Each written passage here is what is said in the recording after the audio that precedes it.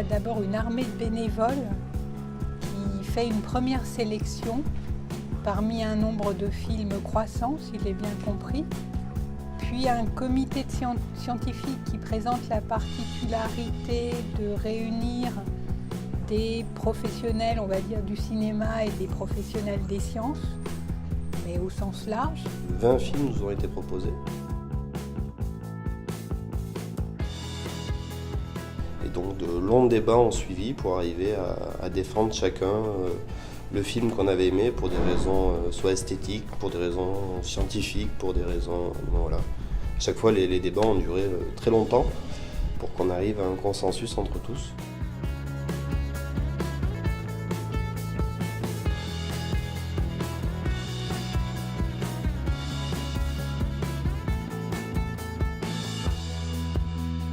D'abord, est-ce qu'il me touche? Est-ce qu'il me questionne? Comment il me parle? Après, on peut trouver beaucoup de catégories et de critères, hein, la construction du récit cinématographique, l'engagement du réalisateur dans son film, la manière dont il problématise ou pas le sujet du film, etc. J'ai envie qu'il y ait une question scientifique au sens très large, hein. C'est pas forcément une science dure, mais une question scientifique. Et puis tout l'aspect artistique, émotionnel, sa mise en forme, le fait que ça va m'engager en tant que citoyen.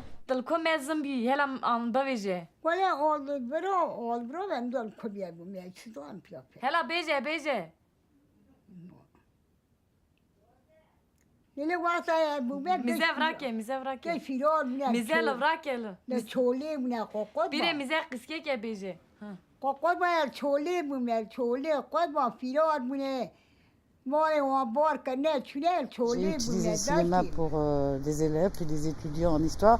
C'est parce que j'avais vraiment l'impression que ça donnait un point de vue qui engageait en même temps la réflexion et l'affect. Quand on parle de ce qui fait cinéma ou de ce qui fait film, évidemment un film c'est aussi quelque chose qui émeut. Cela dit, dans la science ou dans les sciences, il y a aussi des émotions dans la démarche scientifique, dans la recherche, dans la découverte du vrai, etc. Il ne faut pas s'imaginer qu'on vient là juste avec ses compétences scientifiques, on vient avec son regard de citoyen.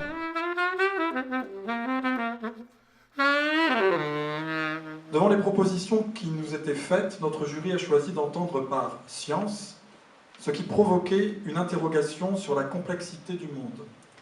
D'un point de vue cinématographique, la diversité des mises en images, en son et en récit nous a semblé remarquable. La mise en scène est alors un outil d'exploration du monde. À travers nos discussions, nous en sommes venus à interroger les notions complexes d'identité, d'histoire et d'humanité. On s'est posé la question dans ce festival qui met en rapport cinéma et science, quelle était la science finalement qui était mise un peu plus en avant. Alors tous les films n'abordent pas directement la science, mais on s'est rendu compte que ce qui était mis en avant, c'était le questionnement sur qui on est et sur le monde dans lequel on vit.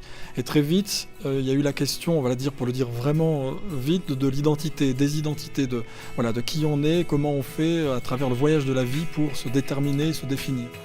Pour toutes ces raisons, nous sommes heureux de remettre le prix de la 28e édition du festival À nous de voir Cinéma et Sciences à Olivier Magis pour le film Yon. Dès que l'on a parlé de Yon, on a senti quelque chose qui se passait parce que là tout le monde était d'accord. Enfin, parfois sur certains détails on peut discuter, quelle que soit la qualité des films. Et sur celui-ci on a senti, comme je vous disais, c'est souvent le principal, c'est-à-dire les premières impressions en tant que vraiment que spectateur et non pas que professionnel, critique ou je ne sais quoi, c'est que le film touchait son but dès sa première vision et pour tous d'horizons très divers.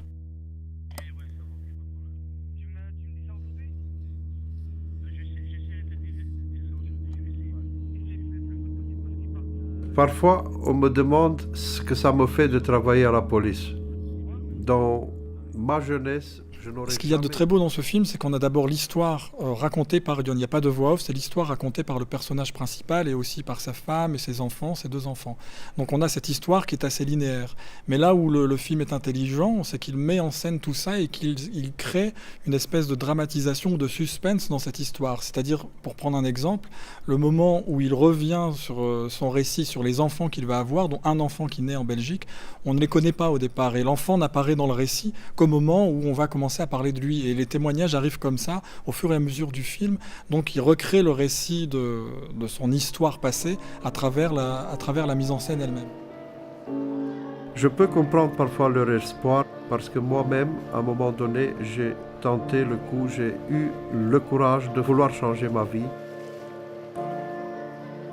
Je n'aime pas parler moi-même de cette histoire parce que je l'ai vécue difficilement. J'ai été choquée. Pour moi, c'était très étonnant, très étonnant. Et on est aussi parfois mis dans la peau, si j'ose dire, du personnage principal, avec des effets parfois d'images floues, d'images brouillées ou de reflets sur l'eau, pour nous mettre aussi un petit peu dans la peau et dans la perception de ce personnage. Donc vraiment, sur tous les plans, le film arrive à trouver une unité vraiment assez fabuleuse.